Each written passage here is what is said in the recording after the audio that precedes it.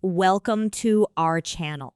We hope you enjoy our narrated stories.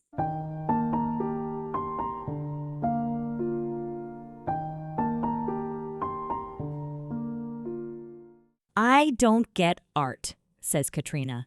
Why pay so much for something that looks like a kindergartner made it? She is staring at a beautifully chaotic painting stationed in the foyer. That's a Malinska original, replies Jake, approaching from behind. It also happens to be my personal favorite. Well, to each his own.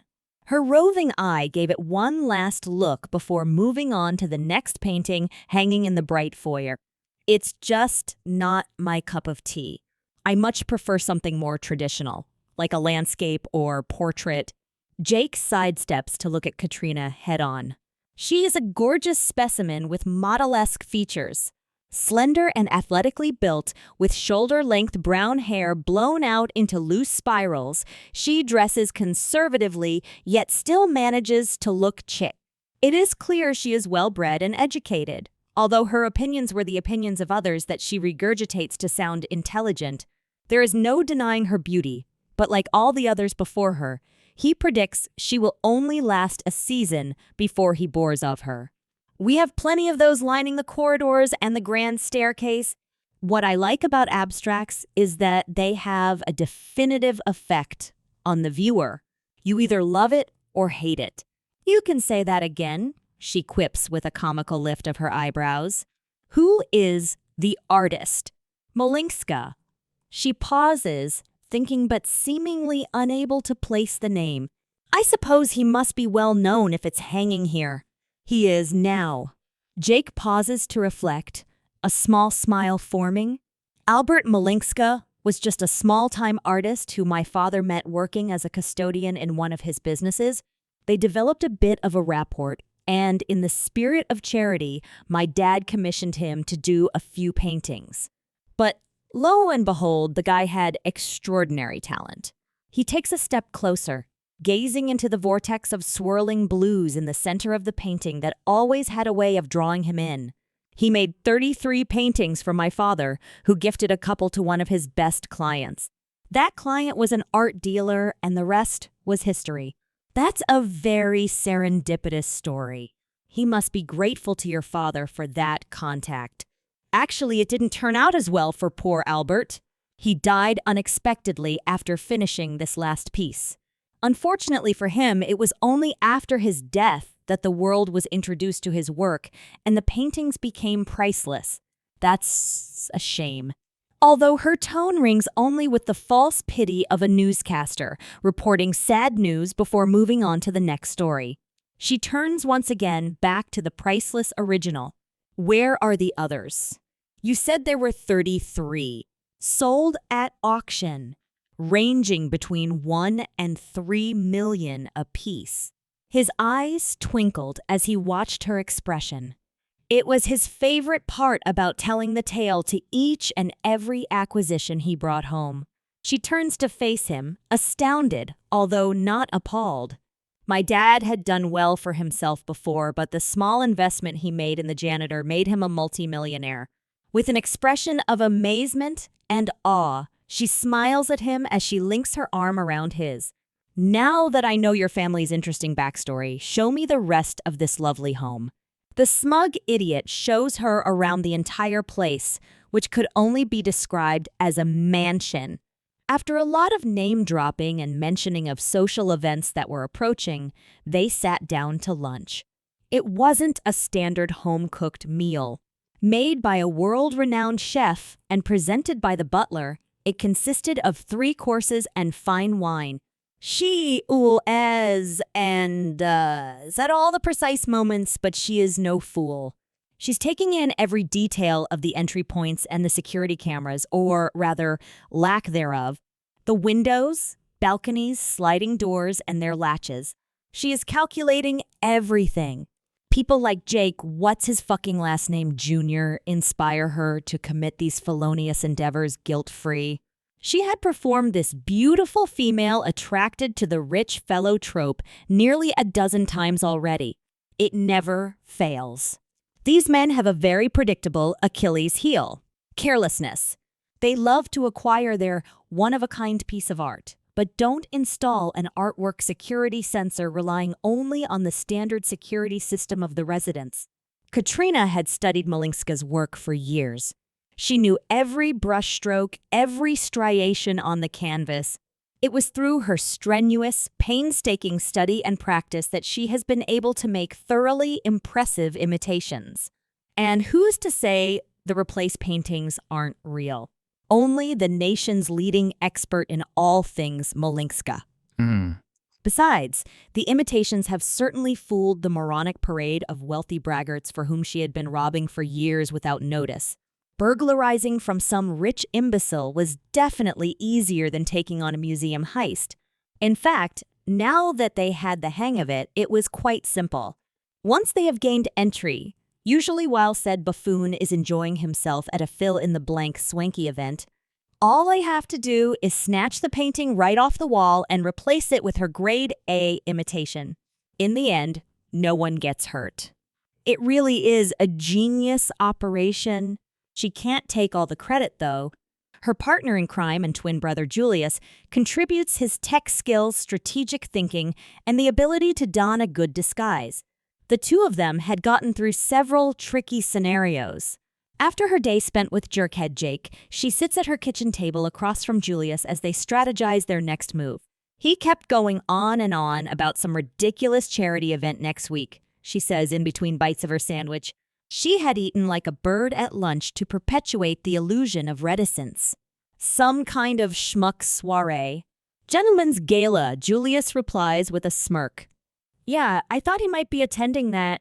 Having been the plus one at way too many of these festivities, Katrina was well aware that indeed nothing charitable goes on at these events. The attendees might be dressed to the nines and paying a hefty donation to attend, but 90% of the money pays for the venue, food, booze, and other expenses. Not to mention, whoever is hosting is doubtless padding their own pockets as well. The whole family will still be out of town too. It's the perfect opportunity to hit it. I agree. Now talk to me about what you saw. What are the vulnerabilities? Katrina grins with a mouthful of ham and cheese. Almost too many to enumerate. They should just start handing these things over to us. She details the location of the painting, points of entry, security system, and all other pertinent information to Julius. Over the course of the next week, Julius irons out all the details with assistance from Katrina, extracting any necessary but inconspicuous information from Jake. He also cases the residence and learns the comings and goings of all the house staff. By the evening of the bastard's ball, everything is planned down to a T. Jake Jerkoff Jr. picks Katrina up in a limousine. She's wearing a sexy, but not too revealing, floor-length black number. Her hair is in a flattering updo that accentuates her elegant neck, and she is accessorized with modest but quality jewelry. She knows what she is doing in this regard, and she is stunning. Jake, to his credit, looks great in his tuxedo, but who doesn't? It's business as usual for Katrina. While she emanates composure and confidence, she also flashes subtle hints of enthrallment. She wants Jake to think she is enamored by this world, even though it couldn't be farther from the truth. He is eating up her performance. Actually, he is having a good time showing her off. He can tell she is less indifferent and aloof than the usual girls he totes around to these events. She is a good conversationalist, and he's starting to think his initial impression may have been misguided. Meanwhile, Julius has been in position at the residence, patiently waiting for the last member of the staff to leave. Uncharacteristically, the butler has been taking an exorbitant amount of time clearing out this evening. Had it been any other member of the staff, Julius might have been able to fool them into allowing him entry. But the butler, head honcho of the staff and hired help, would watch him like a hawk. That is, if he would even deign to let him in. Relaying his dismay to Kat and entreating her to prolong the evening for as long as possible, there was nothing he could do but sit and wait. Kat was doing everything in her power to extend their stay, conversing with the bigwigs, dancing the night away, and even insisting that they participate and wait for the results of the silent auction. Having done everything possible, they were amongst the last to leave. She spends more time with Jake than she has planned, but she begrudgingly has to admit he wasn't as awful as she had made him out to be. It was obvious to Jake that she didn't want this night to end, and he obliged her. As they wait for the limo to whisk them back to his place for a nightcap, he leans in and kisses her. Noticing the telltale glint in his eye, she was expecting it, yet she is taken aback by the fluttering in her chest and the warmth spreading down to her toes. She leans into his kiss and for the first time that evening is not acting. Back at the house, Julius is in full-on panic mode. Not only is Kat and Jake on their way, it looks like the butler has no intention of leaving anytime soon. Indeed, he might be waiting up to attend to the two of them. He takes a deep breath and sends Kat their code phrase that they have never had to use before. Good night. Kat sits staring at her phone for a moment. She blinks and reads the message again. As they pull up the semicircular drive in front of the estate, they are greeted by the hospitable butler. Task 1 will be to immediately and swiftly get rid of him. With some subtle coaching from Kat about releasing poor Wilfredo of his duties, the champagne is served and the butler discharged. With a sigh of relief, she mentally commences the second task, getting a hold of his glass. It won't be easy. Jake, the perfect gentleman, will not allow her to refill their glasses. She finally settles for covertly compromising the remaining half of the champagne bottle. She can't help but feel a pang of guilt for what she has done. It takes a little longer than anticipated, but eventually Jake's eyes begin to droop. He apologizes, embarrassed by his own sudden drowsiness. She smiles coyly and suggests they get a bit more comfortable. She deposits him on a chaise in the sitting room, and within minutes he is snoring. As she swings open the French doors to the back patio, she comes face to face with her brother.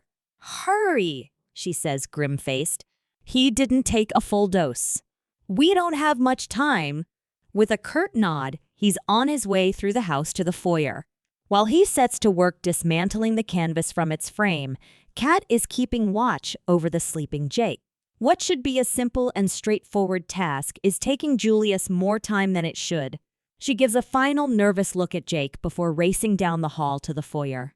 What in the fuckery is taking so long? She hisses. Kat, you need to see this. His face is somber. Without another word, he holds up the canvas in gloved hands and turns it over. A handwritten inscription reads, "Jacob, my muse, my love, you have made life worth living. Thank you for filling my last days with eternal wonder. I dream of the day when we will be reunited. See you where the clouds meet the sky, Albert."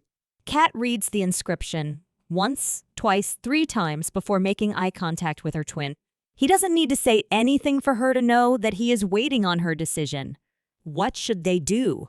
Her head is reeling. Of all the priceless artworks they had stolen, none had been inscribed. This painting was dedicated to Jacob, sir. Inarguably, it belongs here with him. She bites her lower lip as she ponders the next course of action.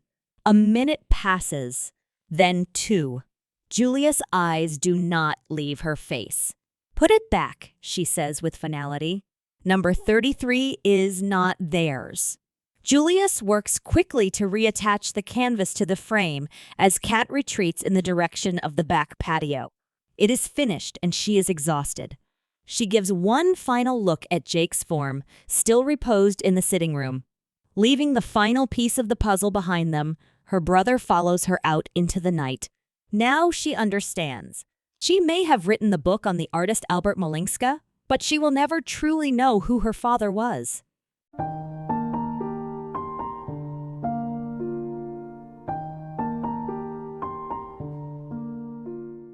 The end.